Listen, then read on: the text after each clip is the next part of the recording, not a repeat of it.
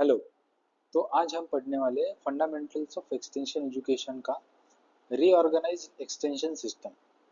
Last video में हमने देखा था कि जो कुछ भी प्री और पोस्ट इंडिपेंडेंस एक्सटेंशन सिस्टम था, लेकिन उसके बाद कैसे फिर उन्होंने रीऑर्गेनाइज किया और पोस्ट इंडिपेंडेंस में और अभी कैसे प्रोग्राम्स चल रहे हैं, सारी स्कीम्स हम समझेंगे कि कैसे रिसर्च जो फार्मर फील्ड पे सॉरी जो एग्रीकल्चर रिसर्च इंस्टीट्यूट्स पे होती है वो कैसे फार्मर तक एक्सटेंशन के थ्रू पहुंचती जाती है, कैसे सरकार उसके लिए काम करती है, वो सारी चीज़ें हम देखेंगे। साथ ही ये समझिए कि अभी आजकल धूप बहुत ज़्यादा है तो बाहर निकलना अवॉइड कीजिए। जितना ज़्यादा आप घर के अंदर या कॉलेज के अंदर रह सकते हो उतना ट्राई कीजिए, और घर के बाहर निकलना थोड़ा अवॉइड कीजिए। तो चलिए शुरू करते हैं रीऑर्गेनाइज एक्सटेंशन सिस्टम। तो agriculture extension systems in India कैसे काम करता है। सबसे ऊपर तो एक सेंट्रल लेवल पे यूनियन मिनिस्ट्री है, जिस मिनिस्ट्री का नाम है ministry of agriculture and farmers welfare. अभी ये यूनियन मिनिस्ट्री ऑफ एग्रीकल्चर यहाँ लिखा है, लेकिन ministry of agriculture and farmers welfare ये एपेक्स बॉडी है जो फार्मर वेलफेयर के लिए एग्रीकल्चर में जो कुछ भी स्कीम्स है, गवर्नमेंट स्कीम्स, ये सारी चीज़ों पर काम करती है। वो है मिनिस्ट्री। मिनिस्ट्री के नीचे आता है, इस मिनिस्ट्री के नीचे ICAR, Indian council of agriculture research. ये मेन बॉडी है जो एग्रीकल्चर रिसर्च, एजुकेशन और एक्सटेंशन को रेगुलेट करती है पूरे भारतवर्ष में। तो ये आईसीआर के अंडर क्या आता है, आईसीआर के अंडर सारे स्टेट एग्रीकल्चर यूनिवर्सिटीज आती है। वैसे तो ये सेंट्रल लेवल पे यूनियन मिनिस्ट्री के अंडर भी आते हैं, लेकिन एक इंटीग्रेटेड अप्रोच है, मतलब ये सारे लोग साथ मिलकर काम करेंगे। ठीक है।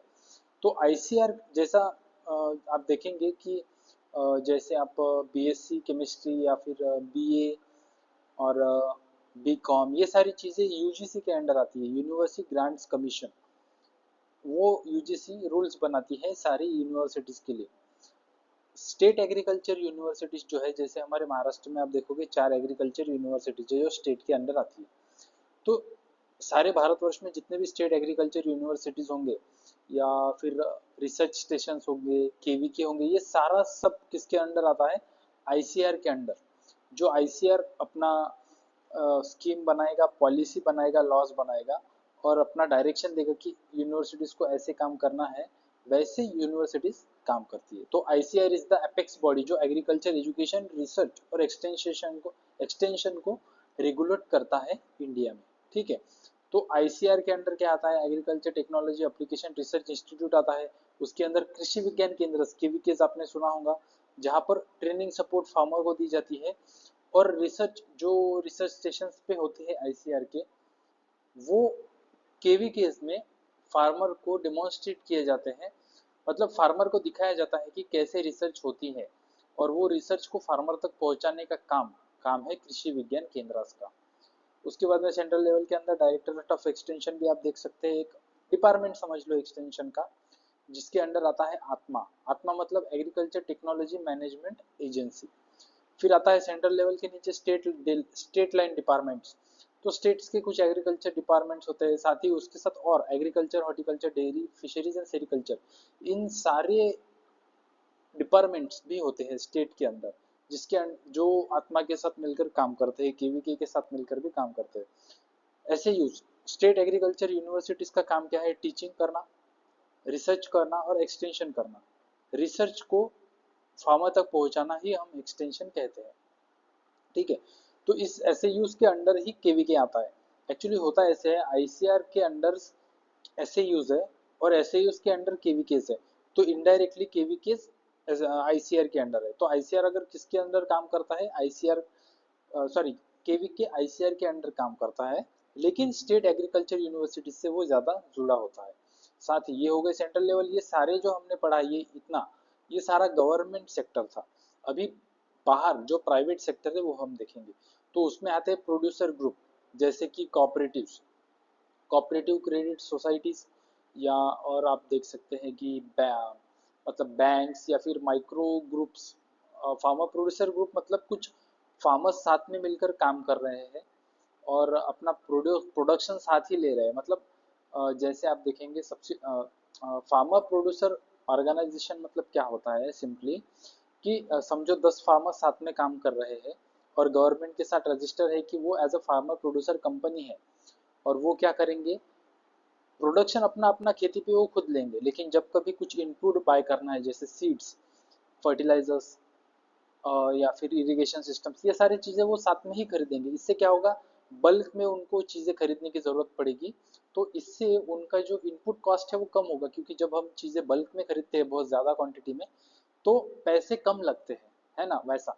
और जब बेचने जाएंगे तो ट्रांसपोर्ट कॉस्ट कम होगा, क्योंकि सबका प्रोड्यूस साथ में ही बेचने हम जाएंगे तो ट्रांसपोर्ट कॉस्ट, और उसमें फिर प्रोसेसिंग भी कुछ करते हैं। जैसे कि फॉर एग्जांपल अगर कोई आम का बिजनेस कर रहा है या फूलों का बिजनेस कर रहा है तो उसमें प्रोसेसिंग करके जैसे आम का अचार बना दिया और उसको बेच दिया, उसको प्रोसेसिंग हम कहते हैं। तो फार्मर प्रोड्यूसर ऑर्गेनाइजेशन ऐसे काम भी करते हैं। तो ये हो गया प्राइवेट सेक्टर। उसके बाद में प्राइवेट सेक्टर में नॉन गवर्नमेंट ऑर्गेनाइजेशंस भी आप देख सकते हैं। एनजीओ मतलब जो नॉन प्रॉफिट है, मतलब फॉर एग्जांपल कंपनीज आप देखोगे प्राइवेट कंपनीज, तो उनका काम है कि ज़्यादा से ज़्यादा पैसे कमाना। एनजीओज का काम वो नहीं है कि ज़्यादा से ज़्यादा पैसा कमाना, उनका काम नहीं है, बल्कि लाइक सोशल सर्विस हम कैसे कर सके, सोशल सेक्टर है वो, कि लोगों की सेवा हम किस तरीके से कर सकते हैं, वो है एनजीओज। तो जो लोग लोगों की सेवा करना चाहते हैं वो उनको हम एनजीओज कह सकते हैं। तो ये सारी चीज़ें भी एक एग्रीकल्चर एक्सटेंशन सिस्टम में आप देख सकते हैं इंडिया में। इसके बाद में हम देखेंगे कि कितने सारे स्कीम्स हैं, अलग अलग स्कीम्स हैं जो आज हम देखने वाले हैं गवर्नमेंट ऑफ इंडिया की। ठीक है, तो एग्रीकल्चरल डेवलपमेंट प्रोग्राम्स या स्कीम्स जो आईसीआर और गवर्नमेंट ऑफ इंडिया की है, जो आप पोस्ट इंडिपेंडेंस एरा में देख सकते हैं। तो इतनी सारी स्कीम्स है, वन बाय वन हम सारी देखेंगे। तो चलिए शुरू करते हैं। तो पहली तो है इंटेंसिव एग्रीकल्चर डिस्ट्रिक्ट प्रोग्राम, जिसे हम कहते हैं IADP, intensive agriculture district program. कब लॉन्च हुआ था? 1960-61 में लॉन्च हुआ था। फाइनेंशियल ईयर 60-61 में लॉन्च हुआ था। किसके अंडर काम करता है? Ministry of agriculture and farmers welfare, government of India. But इसको सपोर्ट कहाँ से मिला था? Ford foundation. अभी हमने एनजीओ की बात की, तो जो फोर्ड फाउंडेशन है, फोर्ड गाड़ी का नाम सुना होगा आपने कंपनी का, तो उसका ही एक एनजीओ है, तो उसे हम कहते हैं फोर्ड फाउंडेशन के हेल्प के साथ, सपोर्ट के साथ ये मिनिस्ट्री ने इसको एंगेज किया था। और इसका पर्पस था एग्रीकल्चर प्रोडक्शन को बढ़ाना, ताकि जो पॉपुलेशन बढ़ रही है उनका खाने की जो डिमांड है, खाने का जो कैपेसिटी है, वो फुलफिल कर पाए हम। फूड सिक्योरिटी मतलब एक देश इतना उत्पादन कर रहा है फूड फूड का कि खुद के पॉपुलेशन को देश के वो फीड कर पाए, मतलब खाना खिला पाए, वो हो गया फूड सिक्योरिटी। तो फूड सिक्योरिटी मेन पर्पस था IADP का। की फीचर्स क्या थे? Cooperative distribute credits and input. तो कॉपरेटिव सोसाइटीज जो थी वो क्रेडिट फार्मर्स को और उसी के साथ इनपुट्स प्रोवाइड करती थी। और डेमोन्स्ट्रेशंस थे फार्मर के लिए, ताकि बेटर अंडरस्टैंडिंग हो सके। डेमोन्स्ट्रेशन मतलब फार्मर को जो टेक्नोलॉजी हम देने वाले हैं उसको करके दिखाना कि टेक्नोलॉजी यूज कैसे करे, उसकी स्किल कैसे बिल्ड करे फार्मर की, ये कंपोजिट डेमोन्स्ट्रेशंस में आता है। फिर आता है district selected based on, district कैसे सिलेक्ट होगा कि कहाँ पर IIDP प्रोग्राम इम्प्लीमेंट होगा, based on law, sorry based on water कितना है, कितने रिस्क है, हजार्ड कितने हैं, फिर उसके बाद में विलेज इंडस्ट्री कितनी डेवलप्ड है या कम डेवलप्ड है, और प्रोडक्शन पोटेंशियल उस डिस्ट्रिक्ट का कितना है। तो बेस्ड ऑन वो डिस्ट्रिक्ट किस तरीके से, कैसे रिसोर्सेस अवेलेबल है, कितने रिसोर्सेस अवेलेबल है, कितना पोटेंशियल उस डिस्ट्रिक्ट में है काम करने के लिए, तो उसके बेसिस पे डिस्ट्रिक्ट सिलेक्ट होता था। ऑब्जेक्टिव सिंपल थे, मोस्टली ऑब्जेक्टिव होता है फार्मर का इनकम बढ़ाना, लेकिन उसके साथ होता है एम्प्लॉयमेंट को क्रिएट करना भी, और साथ में विलेज इकोनॉमी और रिसोर्सेज को अच्छी तरीके से यूज करना, इकोनॉमी को बढ़ाना, और प्रोडक्शन टेक्निक्स जो इफेक्टिव है, जो अच्छी है, नहीं है, उनको फार्मर को दिखाना कि आप ये भी यूज करके अपना प्रोडक्शन अच्छे तरीके से कर सकते हैं। लिमिटेशन इस प्रोग्राम की यही थी कि स्टाफ ट्रेनिंग कम थी, लैब्स उतने अच्छे नहीं थे, transport and land development issues थे, लैंड डेवलपमेंट और ट्रांसपोर्ट करने का कॉस्ट शायद बहुत ज़्यादा था। उसके बाद का प्रोग्राम है intensive agriculture area program, IAAP, launch हुआ था 1964-65 में, और ये भी ministry of agriculture and farmer welfare manage करता था। इसका फोकस था intensive scientific agriculture in high potential areas. तो ऐसे कुछ एरिया जिसमें बहुत ज़्यादा पोटेंशियल है, बहुत ज़्यादा प्रोडक्टिविटी दे सकता है, उसमें साइंटिफिक इंटेंसिव साइंटिफिक मतलब बहुत ज़्यादा साइंस का यूज़ करके, स्पेसिफिक साइंस का यूज़ करके उस हाई पोटेंशियल एरिया में फार्मिंग करना। कवरेज था एटलीस्ट 20% ऑफ कल्टिवेटेड एरिया, मतलब भारत में जितने भी कल्टिवेटेड एरिया है उसका 20% सिलेक्ट करना और उस पर काम करना, ये इसका कवरेज था। फोकस एरिया की फोकस क्रॉप्स कौन से थे, जैसे कि rice, millets, cotton, sugar cane, potato and pulses. Significance था कि ग्रीन रिवॉल्यूशन की तरफ ये पहला कदम था भारत का। फिर आता है हाई यील्डिंग वेराइटीज प्रोग्राम। ये हम कह सकते हैं कि भारत का जो ग्रीन रिवॉल्यूशन आप देखेंगे वो इसकी वजह से आ सकता है। जैसे हाई यील्डिंग वेराइटीज प्रोग्राम जो लॉन्च हुआ था 1966 में, और इसका मिनिस्ट्री थी ministry of agriculture and farmer welfare, government of India. Purpose था food security, achieve self sufficiency in food grains. Food grains जो है जैसे कि वीट, राइस, इनमें खुद को सेल्फ सफिशिएंट बनाना, फूड सिक्योरिटी हमारे देश को अचीव कराना, ये इसका पर्पस था। की फीचर्स थे, हाई यील्डिंग वेराइटीज यूज की गई थी, अर्ली मैच्योरिंग मतलब जल्दी मैच्योर हो जाए और जल्दी प्रोड्यूस हमें मिले। उसके बाद में फर्टिलाइजर रिस्पॉन्सिव क्रॉप्स थे। तो होता क्या है जनरल, जब हम फर्टिलाइजर अप्लाई करते हैं तो ज्यादा से ज्यादा फर्टिलाइजर का परसेंटेज वेस्ट ही जाता है फार्म में। तो ऐसे कुछ क्रॉप सिलेक्ट करो जो वो जो फर्टिलाइजर हमने अप्लाई किया है ज्यादा से ज्यादा वो एब्जॉर्ब कर पाए, तो इसलिए फर्टिलाइजर रिस्पॉन्सिव क्रॉप यूज किए गए थे, वेराइटीज यूज करी थी। Combined with irrigation, plant protection and better implements, तो अच्छे इरिगेशन, प्लांट प्रोटेक्शन और बेटर इंप्लीमेंट्स यूज की गई थी। फोकस एरिया था शुरुआत में इसका पंजाब, हरियाणा और वेस्टर्न यूपी, क्योंकि वीट और राइस प्रोडक्शन यहाँ ज्यादा होता है। फिर आता है इम्पैक्ट ये हुआ इस स्कीम का, high high yielding varieties program का, कि वीट प्रोडक्शन डबल हो गई, हमारे देश की वीट प्रोडक्शन डबल हो गई और राइस का प्रोडक्शन काफी अच्छे तरीके से बढ़ा, सिग्निफिकेंटली बढ़ा। फिर आता है institution village linkage program, IVLP, जो लॉन्च हुआ था 1995 एंड 1996 के बीच में, और इसका एजेंसी है जिसने इसे इम्प्लीमेंट किया था ICAR, Indian council of agriculture research. इसका पर्पस सिंपल था कि डायरेक्ट कांटेक्ट हो साइंटिस्ट और फार्मर के बीच में, फार्मर और साइंटिस्ट के बीच में डायरेक्ट कांटेक्ट हो, प्रैक्टिकल टेक्नोलॉजी साइंटिस्ट खुद फार्मर को बता पाए, ये इसका पर्पस था। ऑब्जेक्टिव सिंपल था, sustainable productivity for small farms. Bharat में आप देखेंगे कि ज्यादा से ज्यादा जो फार्म्स है, फार्मर्स है, वो स्मॉल फार्मर्स है, मतलब काफी ज्यादा फ्रेगमेंटेड लैंड है, काफी ज्यादा कम लैंड है। तो उनको सस्टेनेबल प्रोडक्टिविटी कैसे कर पाए, सस्टेनेबल मतलब सस्टेनेबल का वर्ड का मीनिंग ये है कि आज जो हमारे पास रिसोर्सेस अवेलेबल है उसे हम इस तरीके से यूज करें कि हमारा भी जो नीड है वो फुलफिल हो पाए और जो फ्यूचर जनरेशन है उन्हें भी कम ना पड़े। तो ये हो गया सस्टेनेबल प्रोडक्टिविटी। फिर इसमें और टेक्नोलॉजी एडॉप्शन और रिफाइनमेंट हुआ था नया, मतलब टेक्नोलॉजी एडॉप्ट कैसे कर पाए फार्मर अच्छी तरीके से, और फार्मर खुद उसको कैसे अच्छी तरीके से इम्प्रूव कर पाए, उसे हम रिफाइनमेंट कहते हैं। और वुमन फार्मर्स के लिए ड्रेजरी, मतलब बहुत ज्यादा वुमन का जो वर्क है फार्म में वो बहुत ज्यादा मतलब फिजिकली स्ट्रेसफुल है ना, तो उसे ही हम ड्रेजरी कहते हैं। तो उसको कम कैसे करें और वुमन फार्मर्स को कैसे एम्पावर करें, ये IVLP का एक ऑब्जेक्टिव था।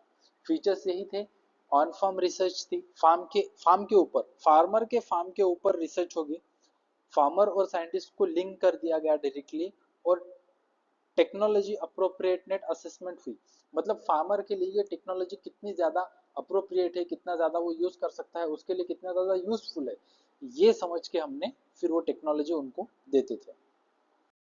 फिर आता है ऑपरेशनल रिसर्च प्रोजेक्ट ORP, जिसको इम्प्लीमेंट किया था ICAR ने और लॉन्च ईयर था 1975।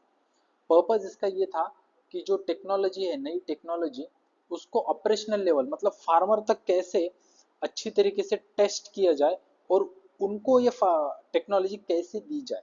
ऑब्जेक्टिव सिंपल थे, न्यू टेक्नोलॉजी फार्मर फील्ड्स पर उनको डेमोन्स्ट्रेट करना, मतलब फार्मर के खुद के फील्ड पे टेक्नोलॉजी लेके जाना और उनको यूज करके दिखाना कि आप ऐसे यूज कर सकते हैं।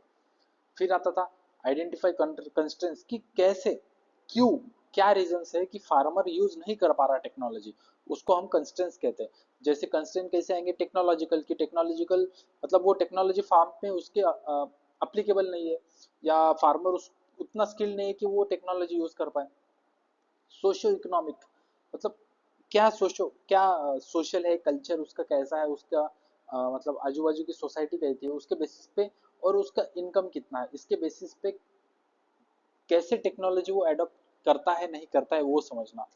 फिर ग्रुप एक्शन, ताकि ग्रुप में अगर आप लोगों को एक्शन लेने के लिए प्रमोट करोगे तो ज़्यादा से ज़्यादा लोग यूज़ करने के लिए टेक्नोलॉजी आगे आ सकते हैं, rather देन इंडिविजुअल अप्रोच। फिर आया NATP, national agriculture technology project, जिसको ICR ने इम्प्लीमेंट किया भारत में, और इसको सपोर्ट था वर्ल्ड बैंक का। तो वर्ल्ड बैंक फंडेड ये प्रोजेक्ट था, जिसको लॉन्च किया गया था 30 जून 1998 को। NATP इंपॉर्टेंट है, national agriculture technology project, launch in 1998 और ICR और वर्ल्ड बैंक सपोर्ट से इसे काम किया था। तो इसका की कंपोनेंट था आत्मा, एग्रीकल्चर टेक्नोलॉजी मैनेजमेंट एजेंसी, जो हम आगे के स्टेप में, आगे के स्लाइड में अच्छी तरीके से पढ़ेंगे। तो NATP का पर्पस क्या था, एग्रीकल्चर रिसर्च एक्सटेंशन और फार्मर लिंकेज। रिसर्च एक्सटेंशन और फार्मर, रिसर्च मतलब साइंटिस्ट जो रिसर्च स्टेशन पे रिसर्च कर रहा है, यूनिवर्सिटीज में रिसर्च कर रहा है वो, उसके बाद एक्सटेंशन बीच में जो आएगा, और फार्मर, इन तीनों की लिंकेज को अच्छी तरीके से स्ट्रेंथन कर पाए, कैसे इंफॉर्मेशन फ्लो हो तक सके फार्मर तक रिसर्च से, ये इसका पर्पस था। ऑब्जेक्टिव सिंपल था, improve technology dissemination and relevance. तो टेक्नोलॉजी को, जो रिसर्च हो रही है उसको कैसे फार्मर तक अच्छी तरीके से पहुंचाया जाए, उसको डिसमिनेशन कहते हैं। तो कितनी अच्छी तरीके से उसे पहुंचाने के लिए हम इसमें काम करते थे। साथ ही district level decentralise decision making. तो इसका मतलब क्या है, डिसेंट्रलाइजेशन मतलब पावर का डिस्ट्रीब्यूशन अमॉन्ग पीपल, ठीक है। तो डिस्ट्रिक्ट लेवल पे हर एक डिस्ट्रिक्ट की अलग अलग नीड्स है, अलग अलग सॉइल है, और अलग अलग रिसोर्सेस उनके पास अवेलेबल है। तो जरूरी नहीं है कि जो दिल्ली में रहे लोग बताए कि इस डिस्ट्रिक्ट में ऐसा काम होना चाहिए, राइट। तो इसलिए पावर डिस्ट्रिक्ट लेवल पे डिवाइड कर दी गई, ताकि उस क्षेत्र की, उस डिस्ट्रिक्ट की जो भी प्रॉब्लम्स है, रिसोर्सेस है, उसके बेसिस पे वो खुद डिसीजन ले सके कि हाँ हमें ऐसे काम करना है, और दूसरा डिस्ट्रिक्ट उसके रिसोर्सेज के बेसिस पे डिसीजन ले सके। तो इसमें क्या था, district level decentralise decision making थी। की कंपोनेंट था इसमें ATMA, agriculture technology management agency, और फीचर्स थे इंटीग्रेटेड एक्सटेंशन डिलीवरी, मतलब सारे रिसर्च एक्सटेंशन फार्मर को सबको मिला के हमें इंफॉर्मेशन डिसमिनेट करनी थी, इंफॉर्मेशन टेक्नोलॉजी की देनी थी। फोकस जेंडर पे था, और IT यूज भी इसमें किया था, इंफॉर्मेशन टेक्नोलॉजी का भी यूज किया था, जैसे radio, TVs and all that. अभी आत्मा, एग्रीकल्चर टेक्नोलॉजी मैनेजमेंट एजेंसी, ये क्या है, सिंगल विंडो एक्सटेंशन सिस्टम है डिस्ट्रिक्ट लेवल पे। इसको इम्प्लीमेंट करने वाली agriculture and farmers welfare ministry थी, और डिस्ट्रिक्ट लेवल पे स्टेट डिपार्टमेंट इसको इम्प्लीमेंट करता था। मतलब ये ministry of agriculture and farmer welfare के अंडर आती थी सेंट्रल लेवल पे, और इस स्कीम को इम्प्लीमेंट करने का काम था स्टेट्स का। स्टेट का डिपार्टमेंट, जैसे यवतमाल डिपार्टमेंट, यवतमाल का जो एग्रीकल्चर डिपार्टमेंट है वो अपने डिसीजंस खुद ले सकता है, वर्धा का वो अपना डिसीजन, नागपुर का अपना डिसीजन ले सकता है। तो ये स्टेट डिपार्टमेंट्स के अंडर आता था। जैसे हमारा डिपार्टमेंट ऑफ एग्रीकल्चर है महाराष्ट्र गवर्नमेंट का, वो डिस्ट्रिक्ट लेवल पे इसको इम्प्लीमेंट करेगा। आत्मा अभी भी चालू ही है, बहुत अच्छी स्कीम है। तो ऑब्जेक्टिव्स क्या थे, डिसेंट्रलाइज डिसीजन मेकिंग, हमने अभी पढ़ा कि डिस्ट्रिक्ट लेवल पे वो डिसीजन ले सकते हैं, क्योंकि उनकी प्रॉब्लम्स वही अच्छी तरीके से समझेंगे अपने डिस्ट्रिक्ट की, ठीक है। उसके बाद में लोकल फार्मिंग नीड्स क्या है उसको आइडेंटिफाई करना, और डिपार्टमेंट्स और फार्मर वेलफेयर, फार्मर एम्पावरमेंट कैसे हो सके, और अलग अलग एजेंसीज की एग्रीकल्चर में हर एक लेवल पे सारे डिपार्टमेंट्स का कोऑर्डिनेशन कैसे अच्छे तरीके से इम्प्रूव हो पाए, और फार्मर का इम्प्रूव इन कैसे हो पाए, ये इसका ऑब्जेक्टिव था। फीचर से ही थे, डिस्ट्रिक्ट कलेक्टर इसका हेड था, हेड है गवर्निंग बोर्ड का। मतलब ये काम आत्मा कैसे काम करेगा, इसका हेड है डिस्ट्रिक्ट कलेक्टर, रिसर्च एनजीओज और डिपार्टमेंट जो भी रिलेटेड है उसके साथ लिंकेजेस बनाए हैं। और फीडबैक ड्रिवन सिस्टम, मतलब फार्मर से उस टेक्नोलॉजी का भी फीडबैक लेना और उनको जो ट्रेनिंग प्रोवाइड कर दी गई थी उसका भी अ, उसका भी फीडबैक फार्मर से लेकर कैसे इम्प्रूव कर सके ये समझना। तो फीडबैक ड्रिवन सिस्टम था आत्मा है। और लोकेशन स्पेसिफिक सॉल्यूशंस जो हमने पढ़ा, डिसेंट्रलाइज डिसीजन मेकिंग। फिर आता है इम्प्रूव फार्म मैनेजमेंट, क्योंकि टेक्नोलॉजी यूज करेगा फार्मर। और वुमन पार्टिसिपेशन, क्योंकि वुमन फार्मर्स को भी ये इन्वॉल्व करता था। तो फिलहाल में 2026 में अभी टोटल आत्मा सेंटर्स पूरे भारत देश में 740 है। 740 शायद डिस्ट्रिक्ट में 740 आत्मा है, मतलब एक डिस्ट्रिक्ट के लिए एक आत्मा तो कंपलसरी है। तो टोटल 741 है। ऐसा भी हो सकता है 741 हो, 740 है। ऐसा भी हो सकता है 741 भी हो, लेकिन 740 के अराउंड ही है। फिर आता है एनएटीपी के अंडर ही एग्रीकल्चर टेक्नोलॉजी इंफॉर्मेशन सेंटर, जिसे हम अटिक कहते हैं, आपने सुना होगा। ये लॉन्च हुआ था 1998-1999 में। और इसको एजेंसी इंप्लीमेंट करने वाली थी आईसीएआर। पर्पस सेम ही था आत्मा और एटिक का, सिंगल विंडो सिस्टम जिसमें रिसर्च और फार्मर्स को कनेक्ट कर पाए।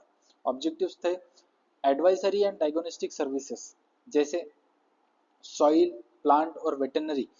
इनमें हमें डायग्नोसिस की ज़रूरत होती है, क्योंकि अगर फॉर एग्जांपल हमारी काऊ बीमार हो गई, हमारे बफेलो बीमार हो गए, प्लांट में कुछ डिसीजेस है, सॉइल की हेल्थ कैसी है, ये सारी चीज़ें हम एटिक में जाकर टेस्ट कर सकते हैं। तो इसलिए advisory and diagnostic services. Sales and distribution of improved seed and livestock को डिस्ट्रीब्यूट करना, अच्छे सीड्स हाई यील्डिंग वेराइटीज को डिस्ट्रीब्यूट करना, ये इनका काम है एटिक का। फिर टेक्नोलॉजी डिसमिनेशन लॉस होता है, कैसे फार्मर को जब टेक्नोलॉजी हम देते हैं तो उसमें से कुछ पार्ट जो है टेक्नोलॉजी का मिस हो जाता है, लॉस हो जाता है, क्योंकि फार्मर यूज नहीं करता है। तो उसको कैसे काम उसको कम करना भी इसका एक ऑब्जेक्टिव था। लोकेशन है इसकी 21 स्टेट्स, महाराष्ट्र में इसके 5 सेंटर्स है, एमपी के वी राहुरी, पीडी के वी अकोला फॉर एग्जाम्पल। और टोटल भारत में 44 सेंटर्स है अटिक के। तो आत्मा ज्यादा है और अटिक कम है। आत्मा है 740 और अटिक है 44। फिर आता है national agriculture innovation project, NAIP। ये भी वर्ल्ड बैंक फंडेड है और इसकी एजेंसी इंप्लीमेंट करने वाली है ICAR। इसको स्टार्ट किया गया था 2006 में और ये एंड हुआ था, मतलब शुरुआत में तो इसे 6 साल के लिए शुरू किया था, मतलब 2012 तक, लेकिन 2 साल उसको एक्सटेंड करना पड़ा बिकॉज काम और ज़्यादा करना था। इसकी वजह से 2024 में ये बंद हो गया। तो पर्पस क्या था इसका, एग्रीकल्चर को इनोवेशंस के थ्रू कैसे ट्रांसफॉर्म किया जाए, कैसे अच्छा बनाया जा सके, ताकि लोगों की जो गरीबी है वो मिट सके और इनकम बढ़ सके। ऑब्जेक्टिव्स थे आईसीआर को एज अ कैटलिस्ट, मतलब कैसे फार्मर तक रिसर्च अच्छी तरीके से पहुंचाई जाए, फार्मर की इनकम कैसे बढ़ाई जाए, कैसे फास्ट बढ़ाई जाए, आईसीआर के थ्रू उसको स्ट्रेंथन करना था इस प्रोसेस को। फिर रिसर्च कोलैबोरेशन, फार्मर्स के साथ, एनजीओ के साथ और प्राइवेट सेक्टर्स को साथ में लेकर काम करना रिसर्च को। और focus on production to consumption, मतलब प्रोडक्शन जो फार्मर अपने फार्म पर प्रोड्यूस करेगा टू कंजप्शन, मतलब जो कंज्यूमर कंज्यूम करेगा उस प्रोडक्ट को। इस पूरे सिस्टम पर इसका फोकस था, रिसर्च पर फोकस था। साइलेंट फीचर्स थे मॉडर्न गवर्नेंस, नए तरीके से काम करना था। आईसीटी बेस्ड नॉलेज डिसेमिनेशन, मतलब मोबाइल टीवीज रेडियोस को यूज करके नॉलेज को बांटना था फार्मर्स तक। और कैपेसिटी बिल्डिंग, फार्मर की कैपेसिटी बिल्ड करना। फिर आता है राष्ट्रीय कृषि विकास योजना, अगस्त 2007 में शुरू हुई थी और ministry of agriculture and farmer welfare के अंडर आती है। पर्पस है इसका incentivize states to invest in agriculture and achieve 4% growth. मतलब क्या है कि स्टेट्स को एग्रीकल्चर में इन्वेस्ट करने के लिए प्रमोट करना और उसमें ग्रोथ कैसे हो वो देखना। टोटली 100% सेंट्रल गवर्नमेंट की स्कीम है। ऑब्जेक्टिव है इसके फ्लेक्सिबल स्टेट लेवल प्लानिंग, कि स्टेट लेवल अपने अपने स्टेट पे आप अपना कैसे प्लानिंग कर सकते हो और कैसे इस प्रोजेक्ट को अच्छे तरीके से इम्प्लीमेंट कर सकते हो, आप अपना देखो। फिर यील्ड गैप्स जो है, फॉर एग्जांपल एक स्टेट में, एक डिस्ट्रिक्ट में राइस की यील्ड बहुत ज़्यादा है, दूसरे उसी स्टेट में दूसरे डिस्ट्रिक्ट में उसकी यील्ड कम है। तो क्यों कम है, दूसरा डिस्ट्रिक्ट क्या अच्छा कर रहा है, कौन सी टेक्नोलॉजी यूज कर रहा है कि उसकी प्रोडक्शन ज्यादा है, तो ये जो यील्ड गैप है दोनों के बीच में उसको कैसे कम किया जा सके वो देखना। और फार्मर को ज्यादा से ज्यादा पैसा कैसे मिल सके उस पर ध्यान देना। फोकस था एरिया क्रॉप्स पर, horticulture, animal husbandry, dairying, fishering, social soil and water, market infrastructure को कैसे इंप्रूव किया जाए, ये काम था राष्ट्रीय कृषि विकास योजना। फिर आता है TNV system, training and visit system. ये बहुत ज्यादा इंपॉर्टेंट है एग्रीकल्चर में, आप देख सकते हैं। तो TNV सिस्टम क्या है, training and visit system? Simple है। TNV सिस्टम है एक्सटेंशन मेथड है जिसको फार्मर को रेगुलर, स्ट्रक्चर्ड और शेड्यूल एग्रीकल्चर गाइडेंस फार्मर को दी जा सके through a network of trend extension workers. तो एक्सटेंशन वर्कर्स को अच्छी तरीके से ट्रेन करके उनको फार्मर को रेगुलर, स्ट्रक्चर्ड और शेड्यूल एग्रीकल्चर गाइडेंस देना, ये TNV सिस्टम का एक एक्सटेंशन मेथड है। फर्स्ट इंप्लीमेंट हुआ था इंडिया में 1974 में, फंड किया था वर्ल्ड बैंक ने, और मॉडल था develop by world bank and FAO। FAO मतलब food and agriculture organization, Asian countries में जो एग्रीकल्चर डेवलपमेंट करनी थी वो। ऑब्जेक्टिव्स थे इसके, provide timely and practical advice to farmer, मतलब टाइम पर फार्मर को इंफॉर्मेशन मिलना बहुत ज्यादा जरूरी है, एडवाइस मिलना बहुत ज्यादा जरूरी है। तो टाइमली एडवाइस देना और प्रैक्टिकल एडवाइस देना जो फार्मर यूज कर सके। फॉर एग्जांपल आप अगर गरीब फार्मर को बोलोगे कि बड़ी बड़ी टेक्नोलॉजी लो, तो वो यूज नहीं कर पाएंगे, तो उसके लिए वो प्रैक्टिकल नहीं है। तो उसके लेवल पे जाके उसको समझ के उसका सॉल्यूशन कैसे दे सके कम से कम पैसे में, वो समझना। साथ ही क्रॉप प्रोडक्शन, पेस्ट कंट्रोल और फार्मिंग टेक्नोलॉजीज का अच्छे तरीके से नॉलेज देना। फिर रेगुलर कांटेक्ट इंश्योर करना कि एक्सटेंशन वर्कर्स और फार्मर के बीच में रेगुलर कांटेक्ट हो। और एडॉप्शन, मॉडर्न एग्रीकल्चर जो टेक्नोलॉजीज है उनको कैसे फार्मर अच्छी तरीके से अडॉप्ट कर पाए और अपनी प्रोडक्टिविटी बढ़ा पाए। और कोऑर्डिनेशन अच्छे तरीके से बढ़ाना रिसर्च इंस्टीट्यूशंस और फार्मर्स के बीच। और ये जो विलेज एक्सटेंशन वर्कर्स थे, ये फार्मर के फील्ड, मतलब कैसा होता था, विलेज एक्सटेंशन वर्कर्स विजिट करते थे फार्मर्स को, फार्मर्स की फील्ड पे हर 15 दिन में, तो ये फिक्स था। फिर सिलेक्टेड कॉन्टेक्ट फार्मर, तो विलेज एक्सटेंशन वर्कर क्या करते थे, जो फार्मर्स है, फॉर एग्जांपल एक विलेज में 100 फार्मर्स है, तो उसमें से 10% मतलब 10 फार्मर्स को सिलेक्ट करना, उनको ट्रेनिंग देना, उनको नॉलेज देना, और वो नॉलेज बाकी इंफॉर्मेशन बाकी फार्मर्स को पहुंचाए। तो ऐसा इनका पूरा ट्रेनिंग एंड विजिट सिस्टम था। तो इसमें दो कंपोनेंट आपको देखने मिलेंगे, एक होगा ट्रेनिंग कंपोनेंट और दूसरा होगा विजिट कंपोनेंट, तो ये हम समझेंगे। तो क्या है, स्ट्रक्चर्ड कॉन्टेक्ट है, AEW मतलब वही एक्सटेंशन वर्कर, और या फिर SMS सब्जेक्ट मैटर स्पेशलिस्ट। ये क्या करते थे, इनको एक असाइन दे देते, मतलब कुछ नंबर ऑफ विलेजेस या नंबर ऑफ फार्मर्स इनको असाइन कर दिए जाते थे, उनके साथ ही एक्सटेंशन वर्कर को काम करना था। रेगुलरली हर 15 दिन में उनके साथ जाकर आपको विजिट करना है फार्मर को। ट्रेनिंग कंपोनेंट ये था कि एक्सटेंशन वर्कर को रेगुलर ट्रेनिंग दी जाती थी, जो भी अभी नई एग्रीकल्चर प्रैक्टिसेस आ रही है उस पर। ट्रेनिंग ऑफन सेंट्रलाइज थी, मतलब जो नॉलेज ऊपर से आ रहा है वो एक्सटेंशन वर्कर को आएगा, और वो एक्सटेंशन वर्कर से फिर विजिट सिस्टम के थ्रू फार्मर को एक्सटेंशन वर्कर टेक्नोलॉजी दिखाएगा और फिर सॉल्व करने की प्रॉब्लम कोशिश करेगा। Practical on field problem solving ज़्यादा थी, मतलब फार्मर की फील्ड पे प्रॉब्लम सॉल्विंग होती थी प्रैक्टिकली, ना कि क्लासरूम टीचिंग जो हम क्लासरूम में पढ़ते हैं, ठीक है। तो टॉप डाउन सुपरविजन था, मतलब ऊपर से नीचे तक फ्लो ऑफ इंफॉर्मेशन थी है।